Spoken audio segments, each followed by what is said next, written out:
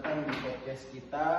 Nah, sebelum kita memulai podcastnya, kayak kita memperkenalan dulu. Nah, dari gue sendiri, gue Farhan. Nah, samping gue siapa? Gue Syahya. Gue Tala. Gue Arini. Gue Ayu. Nah, langsung aja ya kita mulai. Nah, gue akan membahas konflik Indonesia dan Timor Leste dari sudut pandang sosiologi. Nah, sebelum kita masuk ke diskusi, gue tuh ingin menjelaskan dulu nih 4 penyebab utama konflik secara umum yang juga relevan dengan konflik ini. Nah, yang pertama ada perbedaan kepentingan.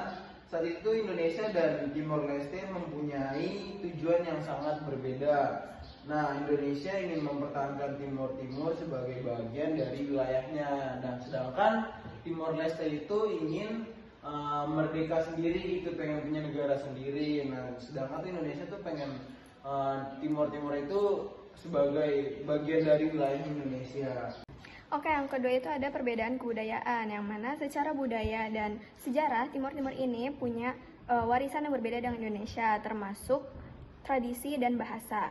Lalu ini juga meningkatkan identitas kolektif mereka sebagai entitas yang jauh dari Indonesia. Nah, yang ketiga itu ada perbedaan antar individu. Dari kalangan masyarakat dan pemimpin juga membuat konflik ini semakin kompleks. Dari tiap pihak memiliki kepentingan dan interpretasi yang berbeda-beda terhadap situasinya, yang menambah ketegangan sosialnya. Nah, keempat juga ada perubahan sosial. Jadi itu situasi di Timor Timur pada waktu itu mengalami banyak perubahan, termasuk dalam politik dan ekonomi.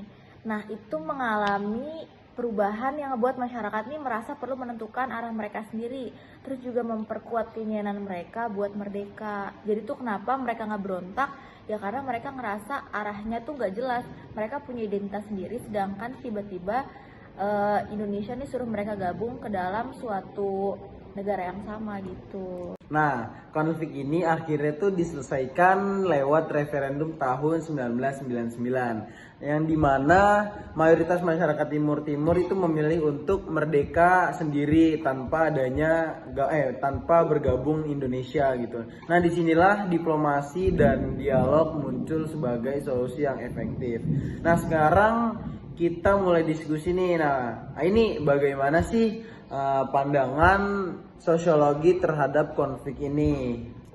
Hai Farhan, jadi kalau dari perspektif sosiologi, konflik ini tuh merupakan manifestasi dari ketegangan struktural yang disebabkan oleh perbedaan nilai, norma, dan tujuan antara Indonesia dan Timor Timur.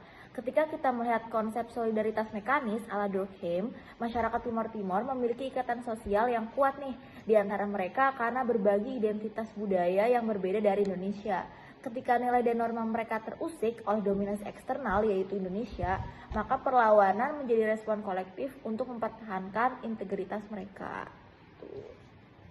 Nah, jadi konflik ini tuh lebih dari sekedar politik ya. Nah, kalau dari sudut pandang struktural bagaimana nih Ayu? Dari sudut pandang gue sih, konflik ini bisa dilihat sebagai bentuk dari opresi struktural atau disebut juga penindasan oleh struktur kekuasaan yang lebih besar terhadap kelompok yang dianggap subordinat. Dari teori konflik ini terjadi karena ketika masyarakat merasa hak-hak mereka terbatas atau didominasi oleh kekuatan eksternal. Masyarakat Timur Timur ini merasa bahwa kontrol terhadap mereka itu bersifat koersif dan tidak memberi ruang bagi ekspresi identitas mereka sendiri, sehingga dorongan untuk merdeka menjadi semakin kuat. Terus juga ini juga memperlihatkan bagaimana kesenjangan kekuasaan antara pusat dan perifer menciptakan.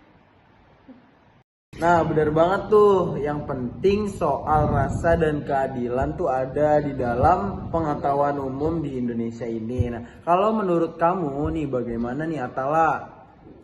Kalau kita pakai perspektif teori Karl Marx, kita melihat bahwa konflik ini adalah bentuk perjuangan kelas dalam bentuk baru, di mana masyarakat Timor Timur berperan sebagai kelas yang merasa tertindas dan berusaha melawan dominasi negara lain. Dalam konteks ini bukan hanya penguasaan sumber daya fisik, tapi juga kendali atas modal simbolik seperti identitas budaya dan kebebasan politik yang diperebutkan ketika masyarakat merasa bahwa hak-hak dasar mereka dirampas. Dorongan untuk merdeka menjadi lebih kuat sebagai bagian dari perjuangan untuk memperoleh kembali hak dan kekuasaan mereka. Menarik juga ya. Nah, terus kalau dampak ke masyarakat Timor Leste sendiri nih bagaimana nih Marsha? Oke, kalau dampak dari konflik ini tuh sangat signifikan karena banyak individu yang mengalami trauma kolektif yang mengganggu aspek sosial dan psikologis mereka. Namun kita juga bisa lihat nih bagaimana sih solidaritas sosial mereka semakin kuat pasca konflik. Nah, kalau dalam teori sosiologi, konsep ini bisa kita lihat melalui solidaritas organik, di mana dalam menghadapi masalah bersama, masyarakat Timor ini mengembangkan rasa kebersamaan mereka yang kuat dan kohesi mereka pun semakin meningkat. Lalu identitas nasional mereka juga menjadi semakin solid sebagai hasil dari perjuangan bersama untuk tujuan yang sama.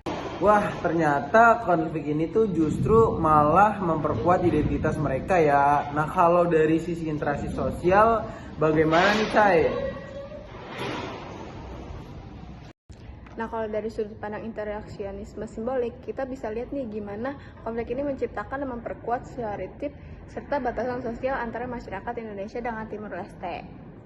Konsep kami dan mereka terbentuk, yang dimana dalam sosiologi tersebut disebut juga sebagai in-group dan out-group. Interaksi antara kedua kelompok ini semakin memperkuat persepsi negatif yang menciptakan barrier psikologis dan sosial yang sulit ditembus, menjadikan konflik ini sebagai bagian dari identitas sosial kedua belah pihak. Wah, betul juga nih, interaksi sehari-hari sangat bisa untuk mempengaruhi persepsi antar kelompok. Nah, sebagai penutup, menurut kamu apa yang bisa kita pelajari dari konflik ini? Nah, kalau menurut aku, salah satu pelajaran penting itu adanya perlunya dialog antar budaya yang terbuka buat mengurangi tensi ataupun ego antar pihak gitu. Nah, teori asimilasi dan akomodasi dalam sosiologi menyarankan bahwa perbedaan bisa dijembatani jika ada komunikasi yang aktif dan terbuka antara pihak-pihak yang berbeda, menghormati pluralitas budaya dan membangun integrasi sosial dengan cara yang adil adalah kunci untuk mencegah konflik serupa di masa depan.